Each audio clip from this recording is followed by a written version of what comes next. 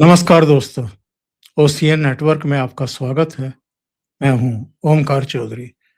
धीरेन्द्र पुंडीर जी का स्वागत कर लेते हैं। बहुत स्वागत है धीरेन्द्र जी, नमस्कार। तो ये सब लॉकडाउन की खबरें कौन उड़ा रहा है, कौन फैला रहा है कि फिर कोरोना काल जैसी स्थितियां पैदा हो जाएंगी, लोग घरों में कैद कर दिए जाएंगे और इसके पीछे है कौन और उनका मूल हेतु क्या है, मकसद क्या है? दरअसल पाकिस्तान में एक बहुत ही हिट प्रोग्राम हुआ था। उसमें बोलता था कि लूज टॉक उसको कहा जाता था। अनवर मकसूद, वो हजारों एपिसोड उसके आए, वो हिंदुस्तान में भी आया, उसको हम लोगों ने यहाँ रेखता में भी देखा, अलग अलग टीवी टूडे में। तो वो एक बहुत बढ़िया उसकी लाइन होती है कि पाकिस्तान नमक पैदा करने वालों में दूसरे नंबर पर आ गया दुनिया में, नमक हराम पैदा करने वालों में पहले नंबर पर है। तो उस तरह के शब्द जब वो बोलता है तो वहां बहुत सारी पब्लिक कैसे लगाती है, लेकिन आप उसको हिंदुस्तान में एक बड़ी तादाद में देखते हैं, क्योंकि जिन लोगों को ये समझ में नहीं आ रहा है कि इस वक्त एक वॉर चल रहा है, वॉर कोई, ये दरअसल लोग गेम प्ले कर करके उनको लगता है क्योंकि जो इंडिया का वॉर है उसमें सीधी घर तक सरकारों की ताकत या हिंदुस्तान के बहादुर फौजी जवानों की ताकत ने उसको कभी उन तक आने नहीं दिया।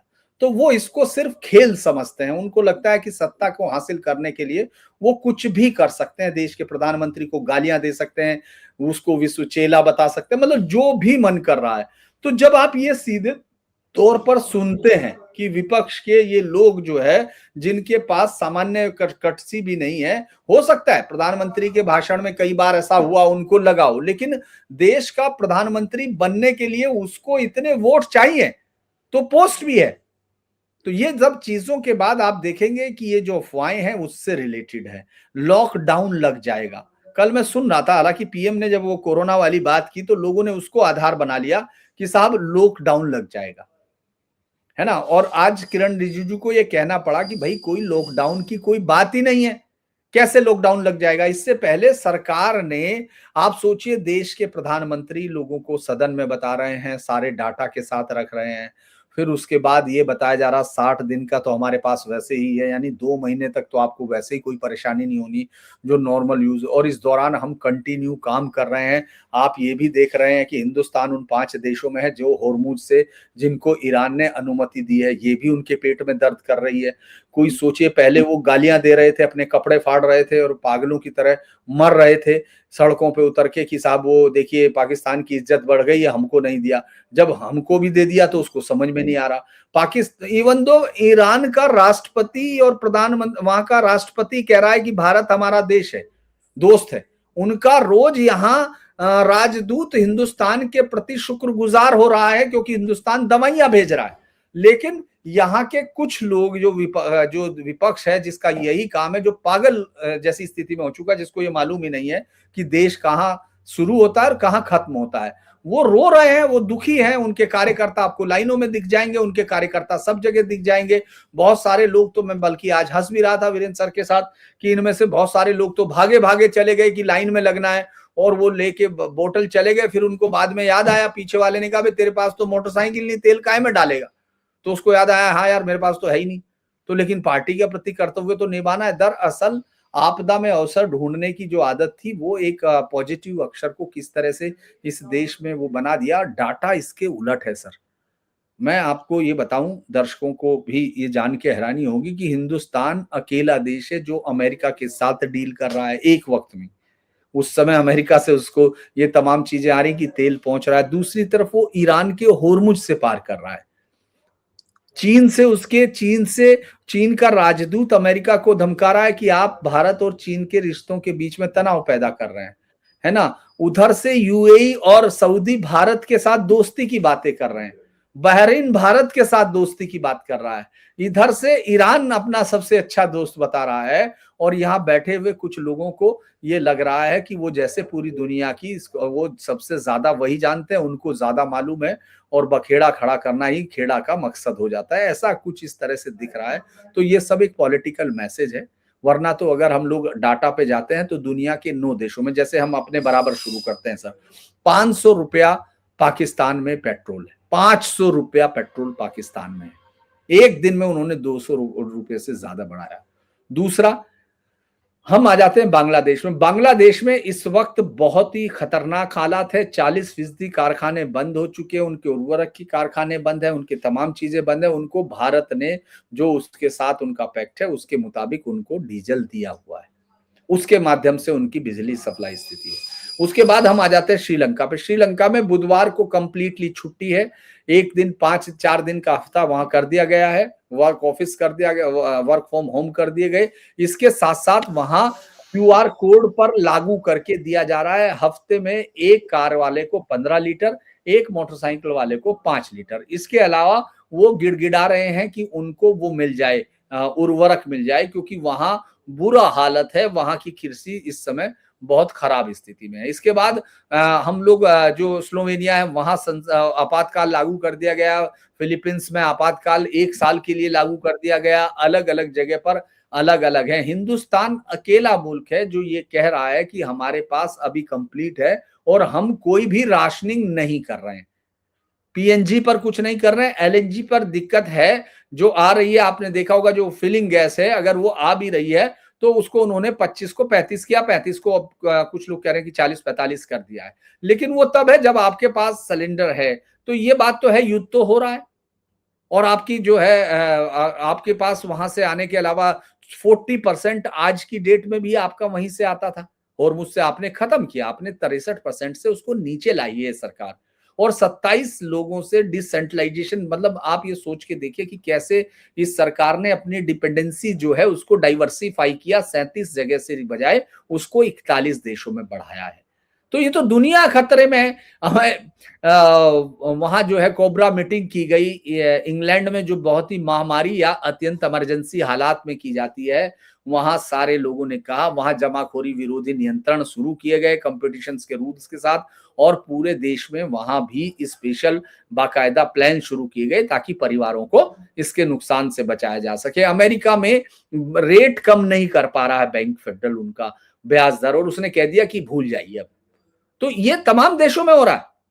लेकिन आपके देश में जहां सरकार ने 10-10 रुपया दोनों पे खत्म किया है, यानी 3 रुपया पेट्रोल पे बच गया जिसपे 13 रुपया था, और उस पर डीजल पर 0 हो गया। जो एक्साइज रेट 10 रुपया कम किया, इसलिए कम किया है क्योंकि जो कंपनियां हैं वो इस समय पूरे इंटरनेशनल मार्केट में जो सबसे महंगा तेल, चूंकि अब तो काला बाजारी इंटरनेशनल मार्केट में शुरू हो गई। अब आप देखते हैं वही जैसे कुछ टैंकर इंडिया ही चले आए जो चाइना जाने वाले थे, चूंकि जो रेट दे रहा है वो, तो हम अपनी कंपनियों को ताकि उनपे इतना स्ट्रक्चर ना जाए कि वो उसको लोगों पर जाए, सरकार अपने उसमें से कटौती कर रही है। ये एक अद्भुत काम है, लेकिन लोग इस पर भी गालियां दे रहे हैं, तो आप उसमें कुछ नहीं कर सकते हैं। वो निरंतर वो कोशिश कर रहे हैं कि किसी भी तरह से इस देश में लंबी लाइनें लग जाएं, इस देश में लोग सड़कों पे आ जाएं, लोग जो विद्रोह है, दंगा है, वो इस हालात में हो जाए, भले ही कुछ भी हो, भले ही जिहादी यहाँ बैठे हुए इंतजार कर रहे हो, इस देश की पीठ में चाकू घूमने हो। इसी दौरान आप देखेंगे विदेशी जासूसों के नेटवर्क पकड़े गए हैं, यहाँ आईएसआईएस के नेटवर्क पकड़े गए, एक साथ दसियों जगह यहाँ वो पकड़े जा रहे हैं। लोग उनकी तरफ ध्यान ना दे, इसलिए ये सब हो रहा है। जी सर।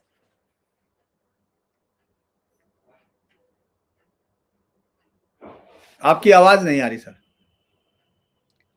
राष्ट्रपति पुतिन ने कहा कि जो हमारे मित्र देश हैं उनको तो हम संकट होने ही नहीं देंगे, हमें चाहे जैसे पहुंचाना पड़े, लेकिन हम उनको पेट्रोल डीजल जो कच्चा ईंधन होता है, और हमारे यहाँ तो रिफाइनरियां हैं ही ऑलरेडी, तो उनमें रिफाइन करने में कितना समय लगता है।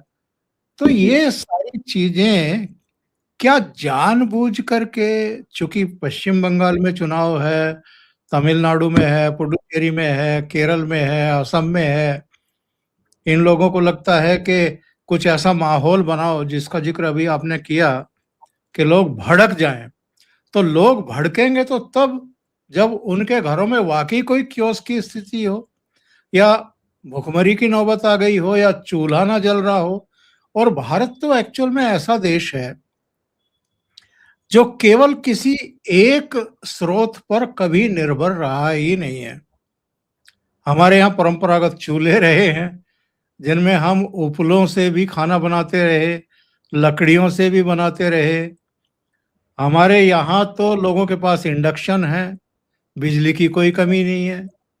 तो ये सारी चीजें होते हुए भी और सरकार के बार-बार आश्वस्त करने के बावजूद मैं देख रहा था धीरेन जी कि सोशल मीडिया पर कुछ बाकायदा चेहरों को हायर किया गया, उनके वीडियो बनाए जा रहे हैं, जो बड़ा सॉफ्टली एक्टिंग करते हुए दिखाई दे रहे हैं और वो एक अलग तरीके से विश्वमन कर रहे हैं। जैसे बहुत बुरी हालत हो गई है। क्या ये लोग चाहते थे कि युद्ध तो हो रहा है ईरान में, अमेरिका और इज़राइल के हमले हो रहे हैं, ईरान के हमले हो रहे हैं, आस-पड़ोसियों के देशों के आपस में हमले हो रहे हैं और आग भारत में लगनी चाहिए?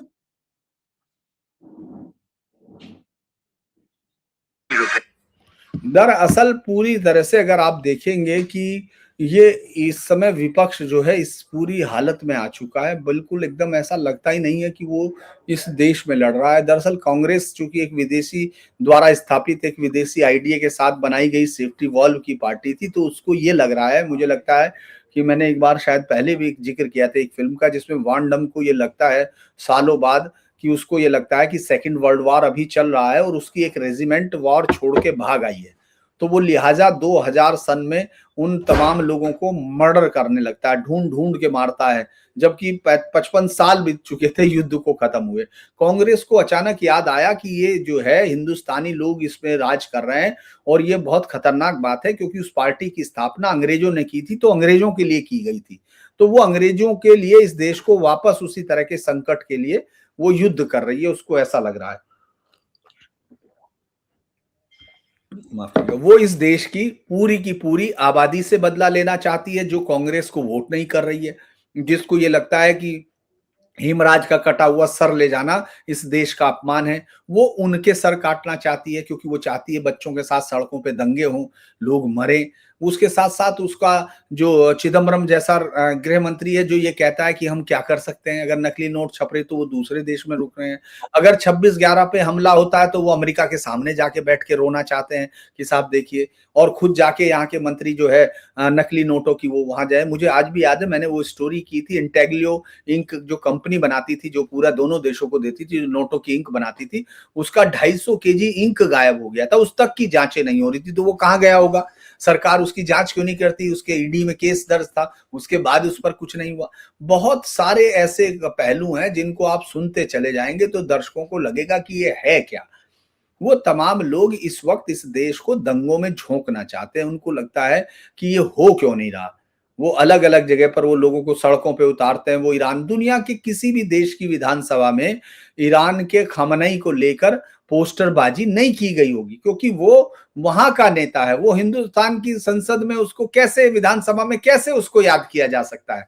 क्योंकि ये समझने की जरूरत है कि इस देश में अब फिर वापस, ये देखिए अलग अलग जगह है इस वक्त, मणिपुर बॉर्डर पर और विदेश में, वहां एक के बाद एक 6 से ज्यादा यूक्रेनी नागरिक पकड़े गए, अमेरिकन नागरिक पकड़ा गया जो उस देश के हिस्से में, चूंकि वो शांत था इतने लंबे समय से। आपने देखा होगा नॉर्थ ईस्ट जो है पूरी तरह से अभिन्नता के साथ भारत के हिस्से के तौर पर जिस तरह वो था, अब वो एको प्राण होके आप देख रहे हैं उनके कितने बच्चे इधर उधर तमाम जगह, और एकदम ऐसे लगता था जैसे पार्ट ऑफ वो इस आग को भड़काना चाहते हैं। इसीलिए वो जानबूझ के, पूरी सरकार लगातार इस पे लगी रही, विपक्षी पार्टियां सरकार पर हमला बोलने में कि प्रधानमंत्री मणिपुर नहीं जा रहा, प्रधानमंत्री मणिपुर नहीं जा रहा, जबकि प्रधानमंत्री को मालूम है कि कैसे इस स्टेट को बचाना है। अब ये एक के बाद एक खुल के आ गया कि अमेरिका और तमाम लोग उस क्रिश्चियन डोमिनेंस का फायदा उठाकर उस हिस्से में आग जलाना चाहते हैं। अब आप कश्मीर में उतर जाइए, कश्मीर में एक ऐसे जब यहाँ 10 लाख हिंदू उनको भगाया गया था, पंडितों को जब वहां से हत्याएं की गई और वहां रेप किए गए हिंदू लड़कियों के साथ, वहां आरे से आधा आधा चीर के सामूहिक रेप करने के बाद उस लड़की को जिंदा आधे से आरे से चीर दिया गया, गंजू को वो करके गोली मारी गई। इनमें से एक भी मुसलमान नहीं निकला सड़क पे, एक के मुंह से जबान नहीं निकली, और उनके घरों से लूटे गए बर्तन और वो तमाम चीजें वहां देने की कोशिश कर रहे हैं ये सब लोगों को। ये सब चीजें, ये तमाम इसी श्रीनगर में 34-36 साल तक एक शिया की हिम्मत नहीं होती थी कि वो जुलूस निकाल ले, उसकी हिम्मत नहीं होती थी। इस सरकार के समय में आपने जुलूस निकाला, आज वही जो उस पर जुलूस पे पथराव करते थे वो कह रहे कि नहीं खौमेनी नहीं आ गया। तो ये सब चीजें आग लगाने, अभी वहां ये इंटेलिजेंस एजेंसी ने इंटेल दिया है कि बरकती ग्रुप की तरह ये रिपीटेबल मनी का फ्लो करना चाहते हैं। ये वापस उसी तरह 370 हटने वाले के बाद से जिस तरह बंद हो गया था, ये उस फंडिंग चैनल को जिंदा रखना चाहते हैं। दरअसल ये सब खेल देश के अलग अलग हिस्सों में, और कांग्रेस इसका फायदा उठाना चाहती है। और आपको मालूम है, जिहादी जो इस देश को तोड़ने में, आज से नहीं, जब देश का बंटवारा हुआ उनमें से ज्यादातर हिस्सा यहीं रह गया था, जबकि डाटा ये कहता है 95.5 लोगों को नोट कर लेना चाहिए इस डाटा को, जहां भी है। मुसलमानों ने पाकिस्तान के समर्थन में वोट किया था, उनमें से 5% भी वो लोग नहीं गए थे, वो यहीं रह गए थे। जो ये कहते हैं ना कि सबका खून शामिल है इस मिट्टी में, वो झूठी और उनकी मक्कारी को उनके मुंह पे बताना चाहिए कि कम से कम तुम्हारे बाप का खून इसमें शामिल नहीं है, क्योंकि वो पाकिस्तान बनाने में शामिल था। तो ये कोई ये डाटा है, आप डाटा को झुटला नहीं सकते हो। तो ये जो सारी खेल आपको दिख रहे हैं, जो अफवाहें दिख रही हैं, ये इन सब का रूप है। वो सारा सिस्टम आपके खिलाफ खड़ा है, जो इस देश में, जो ऐसे समय में, आप ये सोच के देखिए, प्रधानमंत्री को बुलवाना क्यों चाहते हो भाई तुम? मतलब एक पहला सवाल है, प्रधानमंत्री ईरान पर बोले क्यों? उस वार पे क्यों बोले जिस वार से तुम्हारा कोई मतलब नहीं, तुम्हारा बाप दादा भाई लड़ रहा है ईरान में, अमेरिका से तुम्हारा है। अरे दुनिया में कहा जाता है कि दूसरे की लड़ाई में तुमको क्यों हाथ जोड़ना है? और चलो, दोनों सदनों में वो बोल भी दिए, उन्होंने पूरे संकट पर बयान भी दे दिया, भारत की तैयारियों पर भी बयान दे दिया, लोगों को तैयार रहने के लिए भी कह दिया कि भाई अगर कोई ऐसी स्थितियां हों तो आप कोरोना काल की तरह मजबूत बने रहें और तैयार रहें। उस पर भी अफवाहें शुरू हो गई, उस पर लॉकडाउन शुरू कर दिया, उस पर कहते हैं लॉकडाउन लगेगा। वो जब तक बोल नहीं रहे थे, बल्कि मैं तो हैरान था, क्योंकि उस आदमी ने जो कर्टसी की जो आखिरी सीमा है, वो पवन खेड़ा या जो भी है, वो आदमी तो मुझे लगता है कि मतलब एज ए पत्रकार मुझे ऐसा शब्द नहीं करना चाहिए, क्योंकि मैं तो दोनों ही पार्टियां कवर करता रहा हूं, लेकिन मैं सोचता हूं कि ये आदमी क्या वाकई मतलब एक वो है जो ये कह रहा है कि उसको आधे घंटे की छूट दे दी उन्होंने बोलने के लिए, जब पीएम नहीं बोल रहा था कि ये बोल नहीं रहा, तेरी हॉटलाइन लगी हुई है। मतलब उस मूर्ख आदमी को नेहरू का जो जोर से पढ़ना चाहिए, जो 1962 के वार में जो उसने अमेरिकन राष्ट्रपति को मदद के लिए लिखा था, उसको ध्यान से पढ़ना चाहिए। जब दंगे होने लगे थे, जब भारत पाकिस्तान का बंटवारा हुआ था, पटेल और वो दोनों मिलके, नेहरू उसके हाथ पकड़ के खड़े हो गए थे माउंट बैटन के, कि वापस ले लीजिए देश को। इस तरह के झूठे और मक्कार आदमी के, मतलब आप सोचिए वो क्या शब्द इस्तेमाल कर रहा है, एप्स्टीन की फाइल। अरे इस देश के प्रधानमंत्री पे तुम क्या आरोप लगा रहे हो? दुस्साहस की पराकाष्ठा है। सवाल ये है कि ये जो सोशल मीडिया पर कुछ लोग तलवारें भांज रहे हैं, अफवाहें फैलाना शुरू कर चुके हैं। अभी एक वो कौन सा था, वो 4 PM, उसको तो बंद कर दिया। हाँ, वो अब यूपी और गुजरात अलग अलग तरीके से लाइसेंस लेते हैं ना, वो लाइसेंस लेने की तो जरूरत नहीं होती यूट्यूब में, जैसे कोई भी बना सकता है, तो उसने गुजरात और हाँ बना हाँ रखा। हाँ, तो नहीं, अगर बाज नहीं आएगा तो वो भी बंद होंगे। पर ये जो सोशल मीडिया के जो कथित वीर हैं, इनका भी तो परमानेंट इलाज होना चाहिए धीरेन्द्र जी। भाई आप देश विरोधी हरकतें कर रहे हैं, केवल मोदी विरोधी हरकतें नहीं कर रहे हैं आप देश की छवि को भी खराब कर रहे हैं, समाज में दहशत पैदा कर रहे हैं, लोगों को उकसाने और भड़काने की कोशिश कर रहे हैं किसी का एजेंडा चलाने के लिए। देखिए अब ये तो सरकार के ऊपर भी है, सरकार इसका क्या फायदा लेती है। कई बार मुझे लगता है कि सरकार को अपने फैसले हम लोग नहीं जानते हैं, क्योंकि सारी सूचनाएं हमारे पास उस तरह से होती नहीं है। मुझे कई बार ये लगता है, क्योंकि सरकार के पास बहुत फाइलें होती हैं। भाई देश का प्रधानमंत्री अगर है तो वो सिर्फ देश का प्रधानमंत्री नहीं, इस देश का एक ऐसा आदमी है जिसके पास इस देश के खतरों से संबंधित सबसे ज्यादा जानकारी होती है, सबसे ज्यादा जानकारी। जिसको इस देश की तमाम संस्थाएं जो इसीलिए बनी हैं कि वो इस देश के खतरों के बारे में आगाह करें, तो वो सुबह करती हैं। तो सबसे ज्यादा रिफाइन सूचना अगर इस देश में सबसे ज्यादा ताकत उसके पास ये नहीं है कि वो उसके पास फौज का वो है या वो नहीं, वो इसलिए ताकतवर है इस देश में सबसे ज्यादा क्योंकि इस देश के खतरों के बारे में सबसे ज्यादा जानकारी उसके पास होती है। तो वो फैसले लेते हैं। वो फैसले अच्छे बुरे ये होंगे, ये तो बाद में तय होगा ना। जैसे नेहरू के फैसलों को हम आज कर रहे हैं क्योंकि हमको उनके दुष्परिणाम दिखे। तो जो अगर बाद में इनके फैसलों के दुष्परिणाम हुए तो उस पर जरूर देश अपना फैसला लेगा जिनको दिखेगा। लेकिन हम चूंकि मौजूद हैं, हम अपने सामने, माफ कीजिएगा, हम अपने सामने उन सबको नहीं, हम उनको बेहतर होता हुआ देख रहे तो हम बेहतर करेंगे। लेकिन ये जो जिस तरह से जो घटिया हरकतें हैं, जो सारी चीजें हैं, वो अभिव्यक्ति के नाम पर हैं। देखिए इसका एक बड़ा ये दुधारी तलवार होती है सर। आप अगर इसमें ले जाते हैं तो वो फिर कल को दूसरे के पास भी यही ताकत होगी। दूसरा क्या है कि कल को कोई इसका इस्तेमाल कैसे करेगा ये नहीं पता। तो इसीलिए आपको ये झेलना पड़ता, आपको ये सुनना पड़ता। लेकिन इसके लिए जरूरी होता है कि आपके पास पूरा, आपकी पार्टी के पास एक सिस्टम होता है, वो आपके पास एक आईटी डिपार्टमेंट होता है, आपके पास सब चीजें हैं, लेकिन वो इसको काउंटर नहीं कर पा रहे। इस पे मैं उनकी गलती नहीं कहूंगा, 4 PM या 18 PM, या वैसे तो सही नाम उसका 8 PM लोगों ने बताया था कि वो 8 PM वाला है, तो उसको 8 PM ही रखना चाहिए था। उसने आधा कर लिया, अद्धा कर लिया, पौआ, मतलब जो कहते हैं वहां गाँव में हम लोगों के कि अद्धा मांग लिया, पन्नी के साथ काम चलाने वाला आदमी था वो। तो लेकिन मुझे लगता है कि कई बार ये एक बड़ी चीज है कि सरकार को ये सब चीजें काउंटर करने के लिए उसके पास अच्छे लोग होने चाहिए, जो इस पूरी सरकार में हमेशा सर्वथा कमी दिखाई देती है, ऐसा मुझे लगता है। हालांकि उनको लग रहा होगा कि उनके पास बहुत अच्छे लोग हैं, तो मुझे नहीं लगता कि अभिव्यक्ति को इस तरह से, हाँ, जहां भी वो षड्यंत्र होता हुआ दिखे, जहां लगे, जहां लीगली आप फ्रेम कर सकते हैं, वहां उनको छोड़ना नहीं चाहिए। उनको कतई नहीं छोड़ना चाहिए, उनको जस्टिफाई करना चाहिए। खास तौर से जिस तरह के थंबनेल होते हैं, सब चीजें होती हैं, उन सब पर उनके स्पष्टीकरण लिए जाने चाहिए और तुरंत कैंसिल करना चाहिए। उसमें कोई नहीं, आप भले ही पीनल ना करें, लेकिन झूठ तो आप बोल रहे हैं।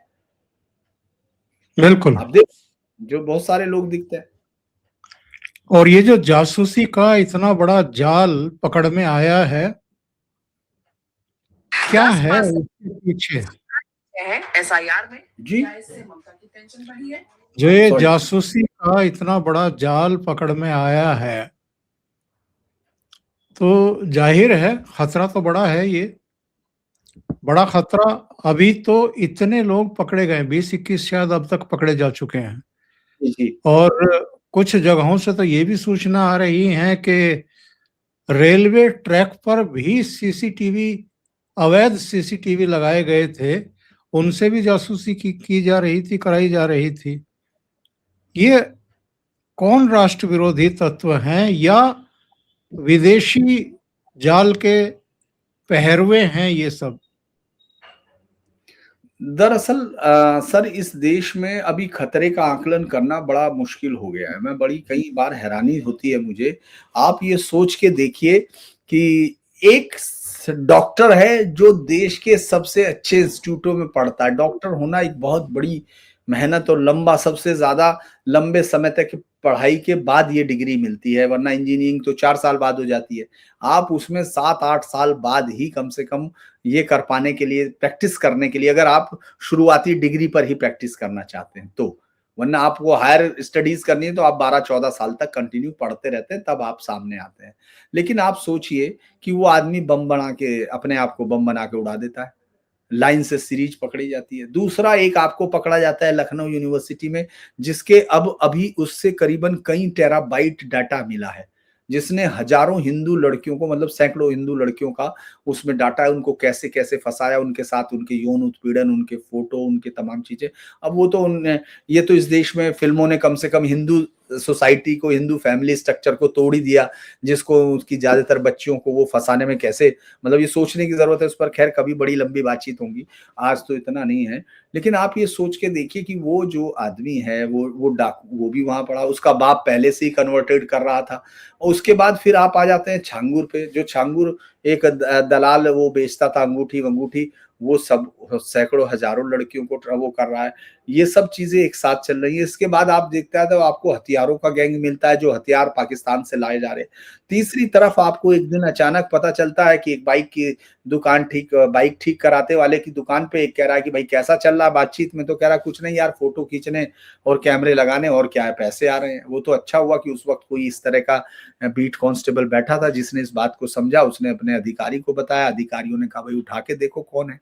उठाया गया, पूछा गया, भाई तो उनको भी पता नहीं था। और जब तक जांच एजेंसियों को, केंद्रीय जांच एजेंसियों को पता चला तो उनके भी पैरों के नीचे की जमीन खिसक गई। वो हिंदू लड़कों को हायर कर रहे थे। इतनी बड़ी चीज हो रही थी। आप सोचिए कि उसमें लड़की शामिल है, एक वो तमाम लोग शामिल है। वो क्या कर रहे हैं कि साहब जाइए, हिंदू लड़के कुछ नशेड़ी भंगेड़ी गंजेड़ी उन सबको इकट्ठा कीजिए, और या कुछ शूटर पब्लिक जो क्रिमिनल एलिमेंट है उसको इकट्ठा कीजिए और उन सब को भेज दीजिए, उनसे लगवाइए। इस देश की सबसे ज्यादा जो सेंसिटिव जो स्टेशंस हैं उन सब पर जो रैकी है, यानी आप सोचिए इस देश के उद्योगपतियों की रैकी की जा रही है। आप ये सोचिए कि आपके देश में खतरा कितना बड़ा है। आप सिर्फ इस लेवल से सोचिए कि मतलब जांच एजेंसियों ने कहा इससे सोफिस्टिकेटेड आज तक मिला नहीं, और जो लोग हैं वो करने वाले उसमें नाबालिग हैं, और या हिंदू लड़कों को भी शामिल किया। गैंग उसका मुस्लिम ही है, सब चीजें वो कर रहा है, वो जिहादी, लेकिन उसमें इस्तेमाल कर रहा है लोकल ताकि उनपे शक कम हो। क्या कर रहे थे आप सोचिए कि नई दिल्ली और दिल्ली डिफेंस कॉलोनी, मतलब उसका डिफेंस एरिया का रक्षा, उसका कैंट का, आप सोचिए रियल टाइम पे वो जानकारी पाकिस्तान वाला आराम से देख रहा है। क्योंकि उसमें दरअसल मैंने तो इंस्टिंग ऑपरेशंस में भी हम लोगों का सबसे पहला शक ये होता था, मतलब जो सबसे पहली डिमांड होती थी जब हम लोग स्पाई कैमरा खरीदते थे कि भाई इसका जो कनेक्शन है सोर्स वो कब तक चलेगा, ये सबसे पहला सवाल होता था। तो वो बताता था अब इतने घंटे, उसके बाद उसको चार्ज करना पड़ेगा या उसको बैटरी चेंज करनी होगी। इन लोगों ने उस हल कितना बड़ा किया कि वो जाके उसमें उसको उससे दे दी, सौर ऊर्जा से, सोलर से, और नीचे कैमरा लगा दिया। और लगाने कौन गया? हिंदू चला गया। तो सवाल पूछने की जरूरत ही नहीं। अब किसी आदमी को यहाँ कोई पूछ ही नहीं रहा किसी को। ये आप जो सोच सकते हैं उससे कहीं बड़े लेवल पर इस समय इस देश में ये खतरा है। जिहाद जो है इस देश को अंदर अंदर खोखला कर रहा है, वो देश की बच्चियों को, ताकि आने वाली जनरेशन को नष्ट कर सके। उसके बाद वो लड़कों को उनसे पैसे देकर, उसके बाद उनकी लड़कियां ये कर रही हैं। तो ये पूरे लेवल पे चल रहा है। तो आप ये सोच के देखिए खतरा, ये जासूसी गैंग तो इतना ज्यादा, मतलब आप ये सोचिए इतना मूर्ख, जितने छोटे लेवल 30 लाख रुपए में ये पूरा ऑपरेशन उन्होंने अंजाम दे दिया, जो पूरी दुनिया में 300 करोड़ रुपए में भी उनको सूचना हासिल ना होती। वो लाइव टाइम पे देख रहे थे, पठानकोट से लेके तमाम जगह पर बहुत सारे सेंसिटिव स्टेशंस पर वो लोग थे, बहुत सारे सोनीपत भी शामिल है। जी, तो ये सब चीजें खतरे की तरफ है। बिल्कुल सही आप कह रहे हैं धीरेन जी। ये जान करके और भी दुख होता है कि ये सब घटनाएं ऐसे समय हो रही हैं जब हमारा विपक्ष जिम्मेदारी का व्यवहार नहीं कर रहा है, एक गैर जिम्मेदारानापूर्ण हरकतें कर रहा है लगातार, और वो देश विरोधियों के साथ और कई बार तो पाकिस्तान के साथ भी खड़ा हुआ दिखाई देता है। वरना हमारे यहाँ के बॉलीवुड को देख लीजिए, सो कॉल्ड बड़े बड़े नाम धुरंधर जैसी फिल्मों का समर्थन करना तो छोड़ दीजिए, जिन एक्टर्स ने उसमें एक्टिंग की है, बेहतरीन एक्टिंग की है, उनकी प्रशंसा के लिए भी उनकी जबान नहीं खुल रही है। तो ये लोग अगर पाकिस्तान के साथ या दाऊद गैंग के साथ नहीं खड़े हुए हैं तो फिर क्या कहा जाए इसमें? देखिए अभी बासित जो वो पाकिस्तान का राजदूत यहाँ रहा था, उसके अब्दुल बासित मैंने बहुत सारे वीडियो फोटो दिखाए थे जो उसकी साइट पे पड़े हैं। इस देश के हुज एंड हुज के साथ खड़े हैं। लेकिन उसका एक इंटरव्यू बड़ा इंटरेस्टिंग था, और वो धुरंधर के लिए उसने स्क्रिप्ट लिखी, वो है शोभा डे। जिस औरत ने कश्मीर पे उसके कहने पे लिखा, वो किस बात से उसके साथ प्रेरित हुई थी ये तो वही बताएगी, क्योंकि वो लिप लॉक और ये तमाम चीजें बताने में बहुत, इस तरह की चीजें लिखने में उसको बड़ा मजा आता है। तो वो उसको बताएगी किस चीज ने अब्दुल बासित ने किस चीज से उससे लिखवाया, कितना पैसा दिया या क्या किया, अब्दुल बासित ने वो नहीं बताया। लेकिन उसने ये बताया कि शोभा डेज से वो लिखने को तैयार हो गई थी, उसमें लास्ट में लाइन डाली कश्मीर की, उसके कहने पर डाली। ये वो कह रहा है और लेख में है, और शोभा डे उसके इनकार नहीं कर रही, क्योंकि उस समय दिख रहा बुरहान वानी पे उस वक्त कौन लिख सकता था, आप ये सोच के देखिए। वो लिखती है, अर्जुन रामपाल जब वो लेता है तो वो भारत माता की जय कर देता है, तो वो उसको हिंदू एडलिट कर। आप सोच के देखिए, वो औरत कभी नहीं लिखती है कि 3 खान जो लोग हैं, गैंग हैं, जो मैं तो उनको खनानी गैंग ही मानता हूं, आमिर खान, सलमान खान या शाहरुख खान, वो लोगों को जब इस मुंबईया फिल्म इंडस्ट्री पर, जिसका हिंदू सबसे ज्यादा जिस देश में है, उस देश की इंडस्ट्री पे खान मुसलमान है, लिखने वाले मुसलमान, फिल्म बनाने वाला मुसलमान, कोरियोग्राफर मुसलमान, हीरो मुसलमान, डिस्ट्रीब्यूटर मुसलमान, और उसके पैसे कमाने वाले मुसलमान, उसमें जिस जिस आइडियोलॉजी को बढ़ाया दिया जा रहा, हत्यारों को गौरवान्वित किया जा रहा, वो सब मुसलमान। और उसके बावजूद कभी किसी ने ये नहीं कहा कि इस फिल्म इंडस्ट्री पे मुसलमानों का कब्जा हो गया। लेकिन एक फिल्म आती है, वो ये कहती है कि साहब असली दिखा रहा है, वो तो असलियत है, उसमें तो एक भी झूठ नहीं सारी भाई, घटनाएं असली हैं। घटनाएं असली हैं, और जितनी छूट ले जानी वो ले सकता है भाई। वो तो यार, जब ये पठान को, मैं राधिका आप्टे जैसी औरतों को देखता हूँ, जिन लोगों को, मतलब मैं शब्दों का बहुत ही संयोजन वो करता हूँ, संयम बरतता हूँ, लेकिन कई बार हो जाता है। आप ये सोच के देखिए, वो महिला घोल जैसा सीरियल करती है नेटफ्लिक्स के शुरुआती हिंदी के वजह से, जो सेक्रेड गेम के बाद आया था, जिसमें हिंदुओं को, हिंदू फौज को, इंडियन मिलिट्री को दिखाया गया कि वो मुसलमानों को ढूंढ के मार रही है, क्योंकि इस देश पे एक डिक्टेटरशाही हिंदुओं का राज हो चुका। उसको उसी पे जेल भेजा जाना चाहिए था, इस औरत को और इस कंपनी को, क्योंकि वो एक इस देश की ऐसी इंस्टीट्यूशंस को, जिसने आज तक हर जगह का, बाढ़ से लेके सब जगह, और कभी कभी कोई धार्मिक आधार पर डिवीजन नहीं दिखाया आज तक, वो औरत उसको गंदा कर रही है, और वो बता रही है कि साहब ये मैं पिक्चर नहीं देखने दूंगी, क्योंकि मेरे बच्चे, क्योंकि तेरे बच्चे क्या है, वो उनको किरण राव के बच्चे हैं, वो जिनको इस देश में डर लगता है, लेकिन इस देश में रहेंगे, उनको सीरिया जाना चाहिए था। मैं तो ये मानता हूं कि उनको जाके ये हौसला दिखाना चाहिए था, जैसे कुलदीप नैयर टाइप पत्रकार अब नहीं है, उनको अब जो बड़े जाने के बाद जो कहा जा सकता है वो कहना चाहिए सम्मान के साथ। लेकिन वो आदमी लगातार इतने दिन तक मोमबत्तियां लेके वहां जाता रहा, लेकिन वो अपने परिवार को लेके भाग आया था डिवीजन में, उसको वहीं रहना चाहिए था भाई, उसको बिल्कुल। नहीं आता, जिसको यहाँ आके लगा, तो ये तो यार हमारा देश, अगर ये तुमको कहना है तो तुम कौन होते हो यहाँ आके, तुम वहां से मार पीट के छित के भाग के यहाँ आया, और अब समझा रहा कि नहीं तुमको भी छितना चाहिए। ये सिर्फ और सिर्फ ये लोग वो हैं जो दूसरों के टुकड़ों में पलते हैं, और वो टुकड़े किस तरह के होते हैं, शारीरिक होते हैं, पैसे के होते हैं, क्या होते हैं, जिस्मानी होते हैं, मुझे नहीं मालूम, क्योंकि बहुत सारी चीजें हो सकती है। मैंने चूंकि बहुत खबरें की हुई है, इसलिए मैं कह पा रहा हूँ। आम आदमी, आपको शायद इतना नहीं पता होगा, मैंने उन तांत्रिकों में भी किया है जो शरीर जो सेल्डोनोफिल, यानी ये जो व्याग्रा और जिस तरह की दवाइयों का इस्तेमाल वो करते हैं, उनका इस्तेमाल इसीलिए किया जाता है, जो महिलाएं आती हैं उनको करने के लिए। तो ये मुझे मत बताइएगा जो बहुत सारा, अगर किसी को ये चुभ रहा हो, क्योंकि मैं जानता हूं, मैंने ये खबरें कवर की हुई है। तो इन सब के जो पॉइंट्स हैं वो, और मैं तो हमेशा ये, मैं इसको भी नहीं मानता, मैंने फिल्में देखी भी नहीं, मैं आपको बता दूं, मैं बहुत रेयर फिल्में देखता हूं, आपको भी मालूम है, आपसे बात होती है मेरी, हम ऑफ द रिकॉर्ड भी, तो मैंने ये भी नहीं देखी, क्योंकि मैं हमेशा ओरिजिनल पढ़ने में यकीन करता हूं, और उन चीजों को, चूंकि हमने वो इन्वेस्टिगेशन ही किया पूरी जिंदगी, तो मुझे ज्यादातर खबरों के बारे में मालूम भी था।